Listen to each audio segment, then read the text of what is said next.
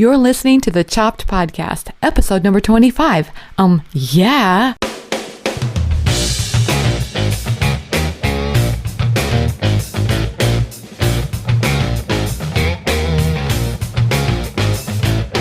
Hey everyone, I'm Marley of the blog Namely Marley. Thanks for joining me today for the 25th episode of the Chopped Podcast. This is the podcast designed for people just like you, bloggers who love food. Each week I'm sharing interviews, thoughts, stories, everything related to food blogging so we can all learn together about what works with food blogging and a little bit about what doesn't. Today's guest is Julianne Bayer of the site Beyond Frosting. Julianne and I are talking about healthy living tips for food bloggers. Now, she and I recorded this episode some time ago, but I've been kind of sitting on it for a little bit because I wanted to give some space between that episode and the one that I recorded with Liz way back in episode 5, where Liz and I also talked about healthy living tips for food bloggers. But there is a difference, and it is this.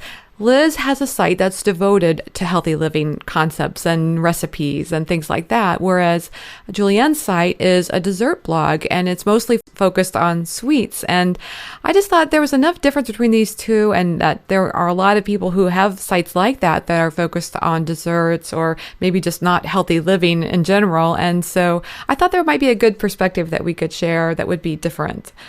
Julianne talks about the challenge of how she lost 100 pounds and how amazing she felt after that. But then she found herself gaining a little bit of that back after she started her dessert blog. So she struggled with the idea of whether she should talk to her readers about this or not. And when she finally did, the reaction that she got was pretty cool. So I think you'll like that. Look, it's a really heartfelt discussion and one that I think many of us will connect with in some way or another. I also want you to know that Julianne and I talk also about some of her favorite food blogging and photography tips as well. Now, let's talk chop a little. I wanted to read this quote to you by Alexis Abel of the site Lexi Bites. She attended Chop Conference last year, and here's what she had to say about it. My blog has had a 291% increase in traffic since November 2014. Shout out to ChopCon and all of the wonderful food bloggers and experts I've recently met there who have encouraged and inspired me these past few months. Thanks, Lexi, for that wonderful feedback. If you're interested in taking your blog to the next level and meeting other inspiring food bloggers in an environment that's relaxing, welcoming, and just inspirational, then come join me in Kansas City on October 15th through the 16th. You can learn more about it by heading to choppedcon.com today. Today's intro shout out is to Whitney Rice of the site Sweet Cayenne. Whitney said she was listening to the Chopped Podcast while optimizing photos for Pinterest. What a perfect time to listen to a podcast, Whitney. I love it. So what are you doing while listening to the Chopped Podcast? Send me a shout out on Twitter or Instagram using hashtag ChoppedCon, and maybe I'll feature you and your site in an upcoming episode. But for today, in honor of Whitney, everybody get out your laptops, open up your photo files, put on those earbuds, and let's talk about all things food blogging and so much more. Hey everyone, I'm excited to have Julianne Bayer of the Sinfully Sweet blog Beyond Frosting on the show today. Julianne, welcome to the Chopped Podcast. Thank you so much. I'm really excited to be here. Well, I'm glad to have you. And I think I might have just actually gained a couple of pounds because I was just on your site and your recipes look so delicious. Thank you so much. I have such a sweet tooth, and so I'm really looking forward to talking with you more about all that. But I thought I would start off with just asking you a little bit about your background and how you got your blog started. Sure. I have a background in graphic design, which is unrelated to baking, but in my full-time job, I don't really get the chance to use those skills in my everyday work. So a couple summers ago, I decided I just wanted to try taking some cake decorating classes with Wilton, and I really fell in love with it. And I loved learning how to make a pretty frosted cupcake, but I found that I was much more interested in the baking aspect of the class, which isn't really the focus of the class at all. So it kind of inspired me to start a blog to kind of document my ideas and what I was making. And I started making all the birthday cupcakes for everyone at the office just so I could try new things. And it just kind of evolved from there and turned into something that I'm super passionate about, and I can use my creativity, and it kind of brings in that component of it for me, which I really love. I bet people at the office really love you. They do. and then when I don't bake for weekends at a time, because I do everything on the weekends and bring it in on Monday. They're like, why didn't you bring anything in today? And that's a lot of pressure. I know. It's getting to be a little bit of a joke, but yeah, they're definitely excited when Monday morning rolls around, and they know I've been baking on the weekends. Well, it's interesting because a lot of people kind of, they like to claim they don't like Mondays, but maybe it's different at your office. I think Monday morning's definitely more exciting around here sometimes. So were you always interested in cooking, or did that really happen with that class that you took? No, I've always really loved to bake, and I grew up, making cakes with my mom, and my grandmother was super into sweets, and she always had cookies hidden all over the place, and she'd make tons and tons of Christmas cookies. And my mom tells me I got my sweet tooth from my grandmother.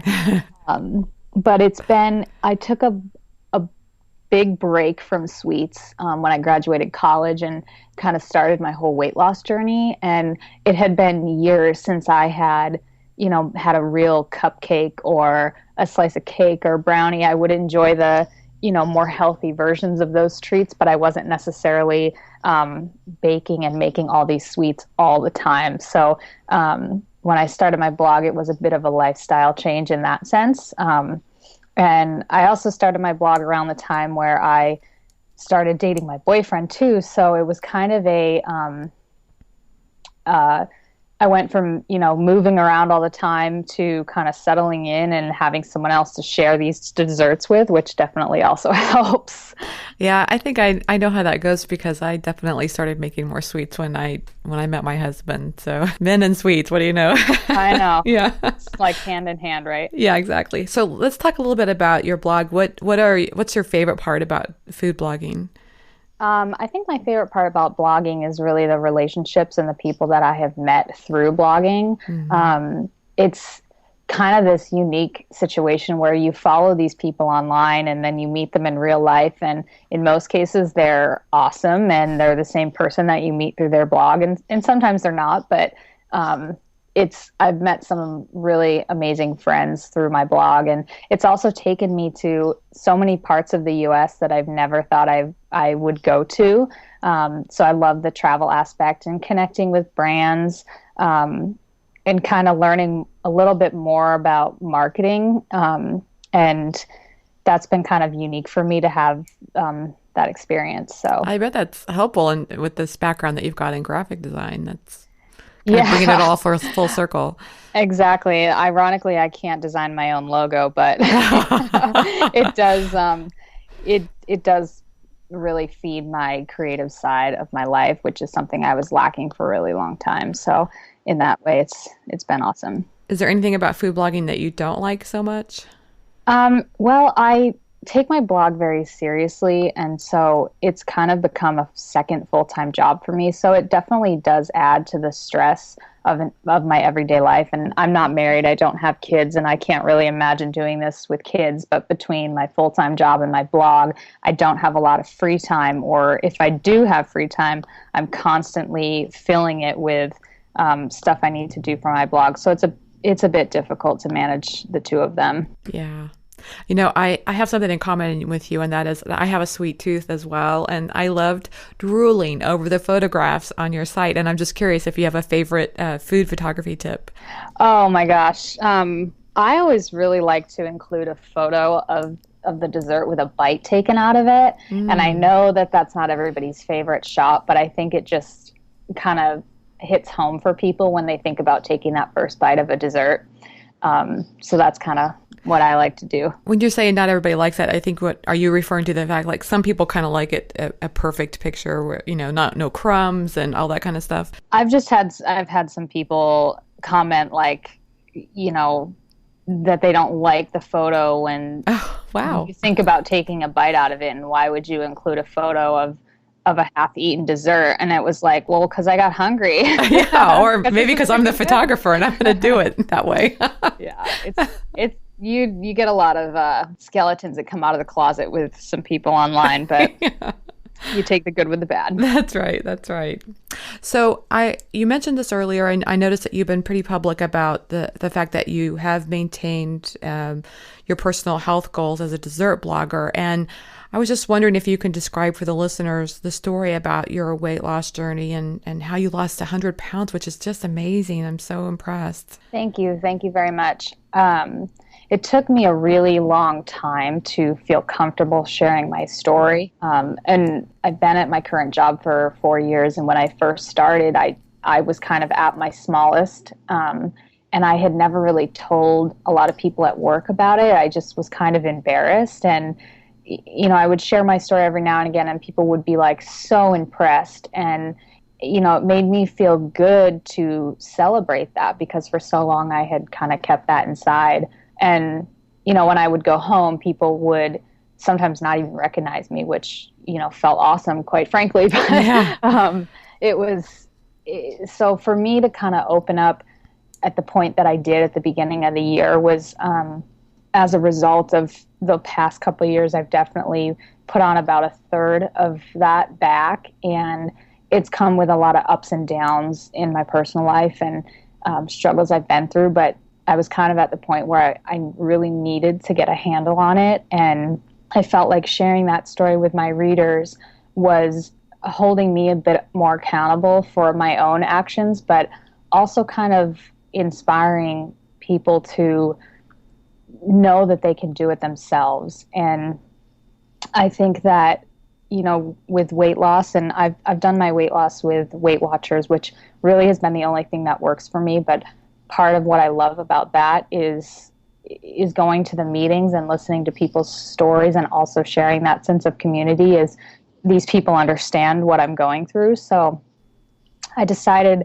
to share it on my blog and kind of tie it into, some skinnier desserts that I would be making throughout the year, and let people know, like, this is what I got going on. And, if you need a support, I'm here for you too. And I was really amazed and humbled by the amount of comments and emails that I got from readers who shared a similar situation, and were really looking for that, person to tell them, like, I did it once. Yeah, I put the weight on, but hey, I'm going to do it again, and let's do this together. And I think that's been really amazing for me to connect to people in that way. So that's great. So you just kind of took off the layers, and you just, very transparent about this struggle that you've gone through. People react well to that, I think. Yeah. And, I know that I'm certainly not the only blogger who has faced this, and I have really appreciated when others have been very transparent in the same way. And I just really, with a part of my weight gain again is definitely contributed to the blog, and it's kind of my journey in finding a better life balance between my love of desserts and, hey, I need to lose weight because I have to be in a wedding this year, or because I'm ready to get more fit, or whatever your reason is for doing that. It's important. Well, I just think it's such a great topic, especially as we're talking with other food bloggers about this, is because, I have struggled with weight myself. And so there have been times where you start to feel a little, angry is the word that comes to mind. Like, I have to get down there and I have to do this recipe and I have to shoot it. And the last thing I really want to do, I would like to have a day where I don't have to think about food, But yet here I'm in this, path, and now I'm thinking about food all the time, it seems like. Yeah. And, it is tough sometimes to, go through your Instagram feed or read blogs, and it just kind of triggers like, oh man, I really want a cookie right now, but I don't really want to risk eating a cookie right now. And, sometimes, I don't know why recently, but my boyfriend's been asking if I can make, just chocolate chip cookies or something. And he actually doesn't eat a lot of the desserts that I make. So whenever he does ask for something, I really like to make it for him. But then I'm stuck with having cookie dough and, cookies sitting there. And I say, okay, I'll make these for you tonight, but they need to be gone tomorrow. And I don't care if you eat them or give them away, but I don't want them when I get home from work tomorrow night, because that's another night of temptation that I have to get through. Yeah. So. And don't you just hate it when I hate it, I love it, but when you make something that you've already done on your site, so it's not as if, you're just making it. You're not going to, you know what I mean? You're going to have these sweets around and you can't shoot them or anything. I'd rather not make it if it's not for a reason. Just, it's one more level of that temptation, I guess. So yeah. I do love to bake, and I love to share my desserts with people. And sometimes it is nice just to bake for fun, but I think for me, I've got to also have some accountability for myself. And as have started this journey again, I found that it's really difficult for me to bake just for fun, to try something new and not have a outlet to give it to. I can't just sit on my counter for a weekend. Right. Well, I honestly, I don't know how you do it because, I just took one look at that chocolate Samoa cake and I wanted to dive in head first. It just looks so good. I'd have a hard time in your kitchen, I think. It's crazy. Like I love cupcakes, but I can have a couple dozen cupcakes sitting around for a weekend and not even bat a second eye at it. But I have cookies or muffins or, other types of desserts that I just cannot have around because I'll just eat bites and bites of it. And before you know it, you've had, 2 muffins over the course of the day. Yeah. So it's with the Samoa cake in particular, I had a few bites of the slice and then I had to throw it away because I gave half the cake away that day and I brought in the other half, on Monday. But I have a harder time with some things for sure. Yeah, I can imagine. So I love this quote on your site. You say, "You don't just lose the weight, you have to keep it off. You can take the fat out of the girl, but you can't take the fat girl out of your mind." I love that quote because I just feel like it's so true. Like there's a mindset that has to adjust that says, I don't have to listen to this, I always call it like my inner 7-year-old that says, I want a cookie and I want it now. And, I can try to delay that a little bit and say, maybe we'll have a cookie later, but not right now. Or, you know what I'm saying? Yeah, it's, that I think I never like to call myself fat. I think it's a horrible way to define yourself. And I think it just mentally brings you down. I found that no matter where I was at in my weight loss, even when I was at my smallest, I can still point things out that I don't like about myself. And I think that's the hardest part for people to change is that you have to be able to get yourself to a point where you're happy with yourself, whether, you're excited because you can run a half mile or a mile and maybe you weren't able to run before. Or for me, I was like, a whole new life when I could finally shop at the same stores as my friends and I didn't have to go to, I don't know, like Old Navy or something all the time because Old Navy made my sizes, but I couldn't shop at H&M. And so you kind of have to find your own way and how to make yourself happy with where you're at. And, right where I'm at right now, I know I'm not happy with that number on the scale, but I'm really happy because I've gotten so much more fit over the past 8 weeks and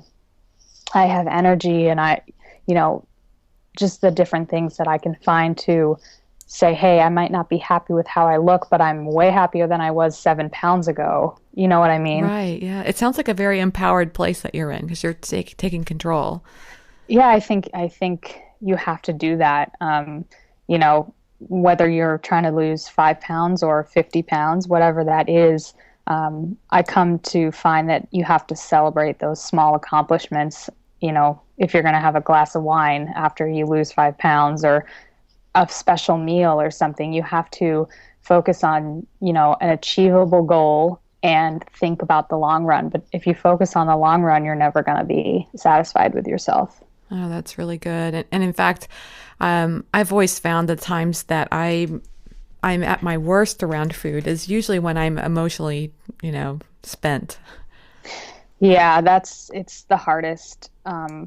It's the hardest part because it really takes a lot of planning, I think, to eat healthy, and you have to be committed to it. And the most important thing is if you do fall off track, you just have to forget about the fact that you had a bad day or a bad week, and you just have to start again. And it's not going to change the world if you, have McDonald's one day.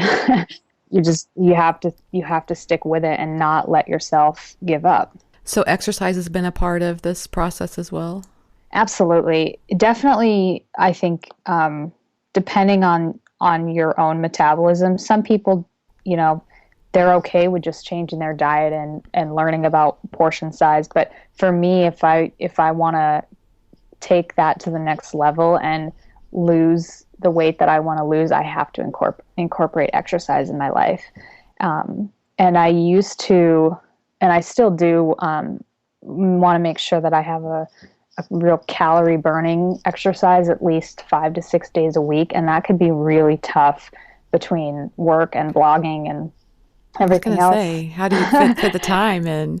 I do it on my lunch break a couple days a week, but I have been just trying to move more. So, not everybody can do a kickboxing class or run on a treadmill or whatever it is. So I found ways to just get my body moving more. And I started walking a mile or two every night, just even in the dark. My boyfriend and I will go out at sometimes 8, 9, 10 o'clock at night. We have a little loop in our neighborhood that's a mile. And, if I've gotten a workout in, then that mile's awesome. If I didn't get a workout in, then at least I'm doing something just to keep your body metabolizing food. And that's great because that's the quality time together. Absolutely. It's kind of become, a really nice time for us. And sometimes it's really late at night and I don't want to go, but Yeah. I know that, he wants to do it too. And it is a time when we can put down our phones and our computers and just talk for 20 minutes. My husband and I will go down to our basement where we've got a ping pong table and we'll play ping pong together. It's winter here, so it's really hard to get out at night and go for a walk. And sure. And so that's our fun activity. It's really actually, I get a few steps for it and it's nice. We have a good time. That's awesome. Yeah, I think anything. I mean, obviously I live in California, so it's pretty mild temperatures here. I wouldn't be going outside if it was negative 10 degrees. I don't go outside below 30 degrees. It's just too cold. It's funny. I read an article from Hungry Girl recently, and she was talking about walking around your house while you're doing things. So while you're brushing your teeth, walk up and down your hallway.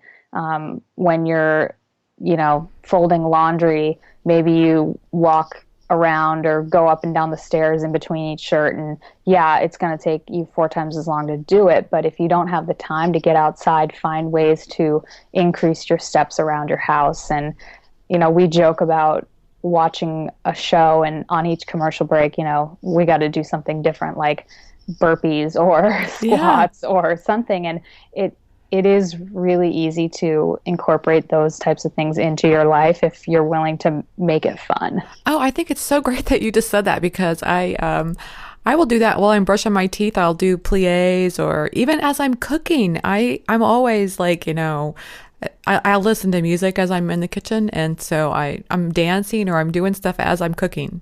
That's awesome. It's really fun that way. I definitely find that packing and unpacking from a trip gets me an extra few thousand steps. Oh, yeah. And food photography is a very physical thing too. I could break a sweat doing food photography. Yeah, running back and forth to the kitchen and to your studio, like wherever you've got going on. It's those days are generally good for my steps. Do you have a favorite fitness app that you use or I got a Fitbit for Christmas. Oh, that's very cool. Which I think is another huge motivator for me to make sure that I hit my goal for the day.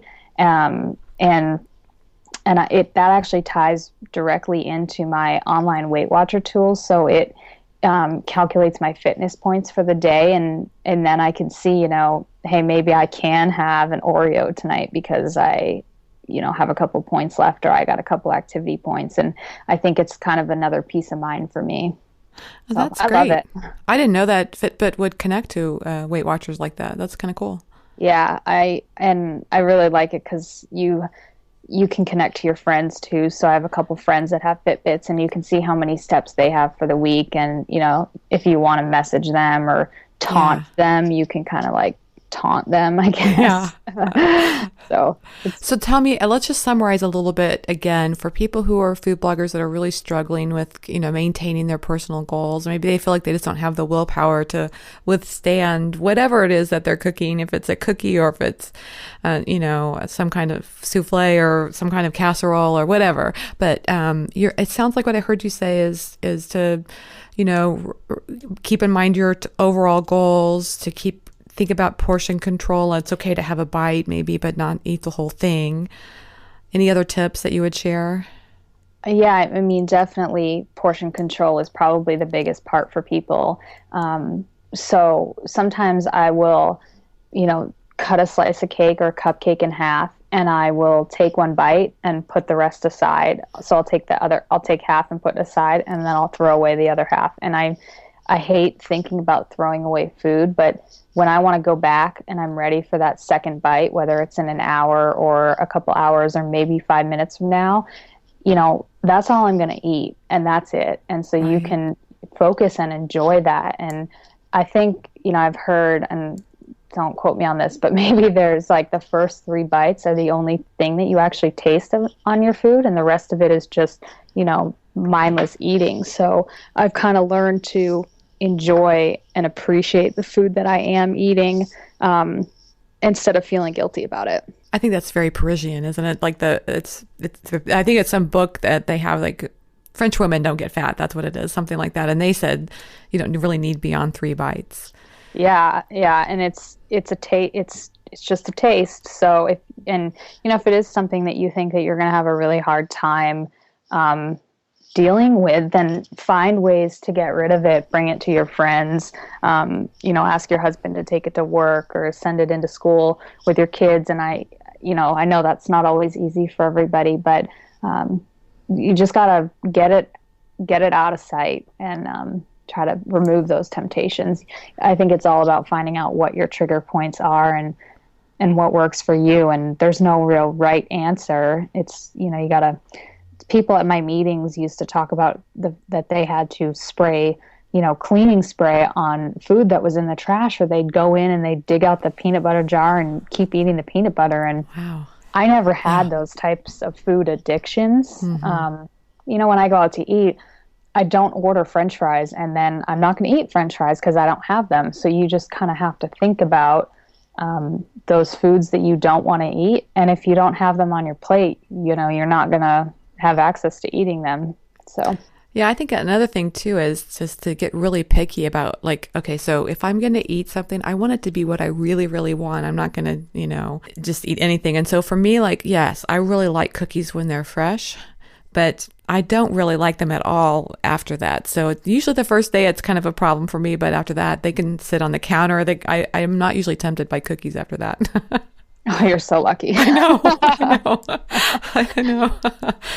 But when they're fresh, it's a problem. And I do like the cookie dough. That's a different story. But I think what I'm hearing you say is, like, keep your goals important to you. Like, if your goal is to be a food blogger, yeah, you're going to have to be around food, and you've got to create some things to help you get past your trigger points.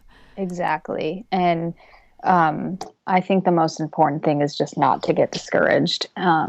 And that's been, the hardest part to kind of learn again. And I think for me, once I start seeing the results, and they don't come right away. I mean, it took at least 3 weeks for me to see any movement on the scale. And I'm sitting over here going, what the heck? I'm doing this, this, and this, and nothing's changing. But it is changing. It's just taking time to catch up with you. So it's really a mental thing more than anything else. That makes sense. Have you ever considered, like, expanding your niche beyond being a blog that's focused on sweets, or do you feel like that's kind of what your readers have come to expect?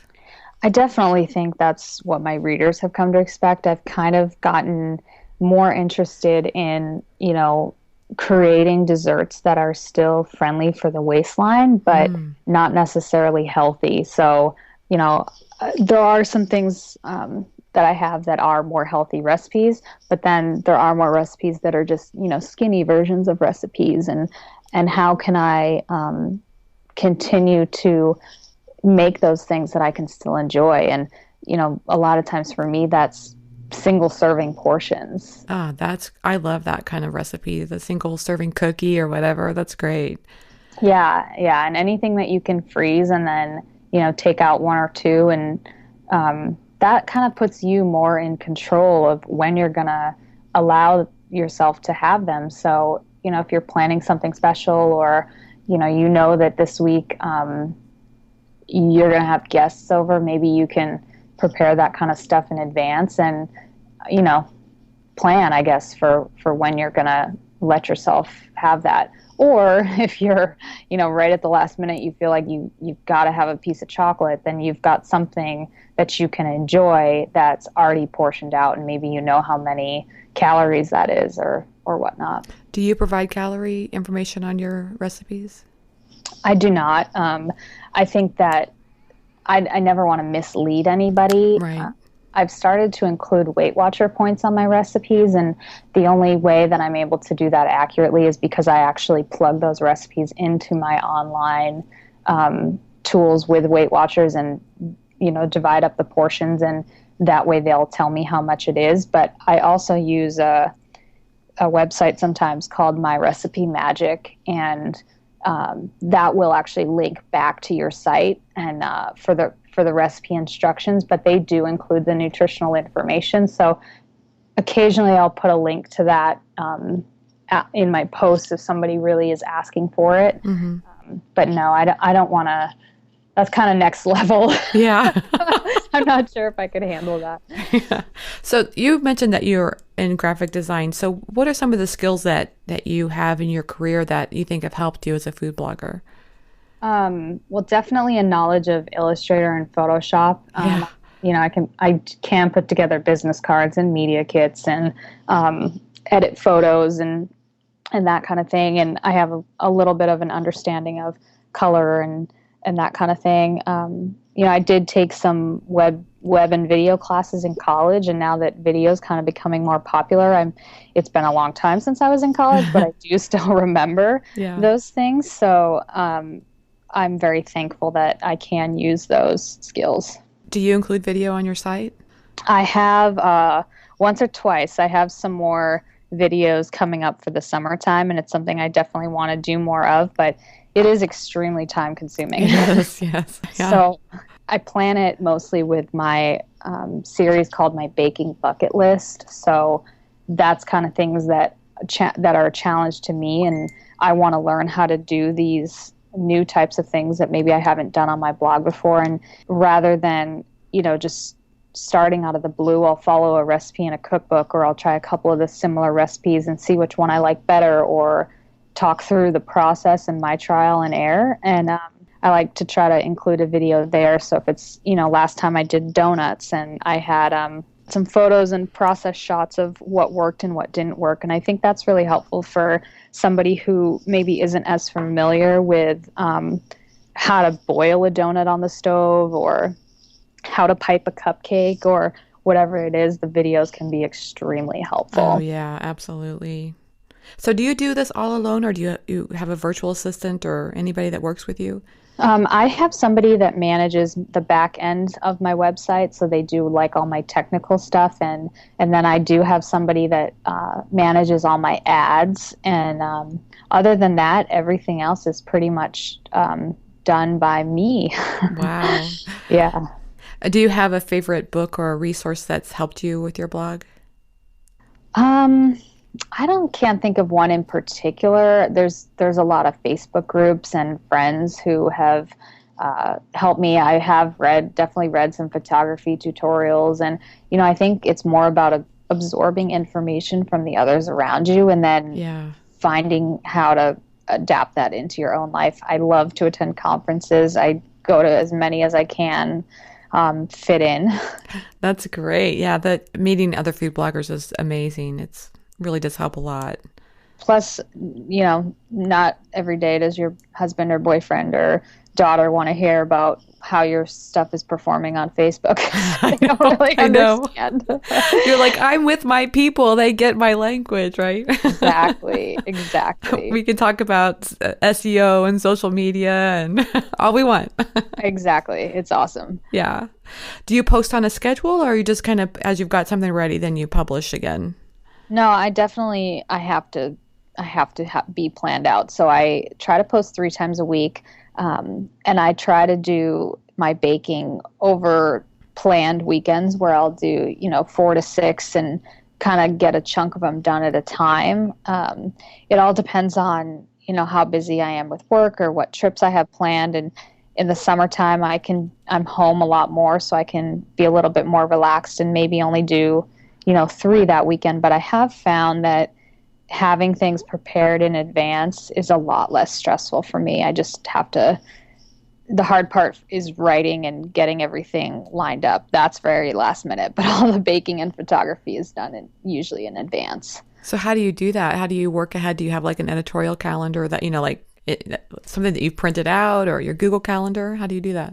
I use a planner. I want to make sure I say her name right, the Erin Condren planner. So this planner I use has a month, and then it has a weekly planner. So on the month, I will usually write down all the recipes that I made on little sticky notes, and then I can move them around on the month and either plan it out or see where I need to fill in the gaps. And then day by day, I write out, my social shares for the day or any deadlines I have and reminders to myself. So I pretty much always have my laptop and my planner with me. I bet. I really take them everywhere, but except grocery shopping. That would be really awkward. But yeah, I have to stay organized. So I think that's the most important part, whether it's planning healthy eating or keeping yourself mentally grounded is organization. Yeah, it's so true. It's very helpful. I mean, there's so many pieces moving around on a food blog that you've got to do what you can to stay organized. Exactly. What's your favorite social media platform right now? I really like Instagram just because it's quick and it's fun and you can kind of keep up with, the day to day for everybody.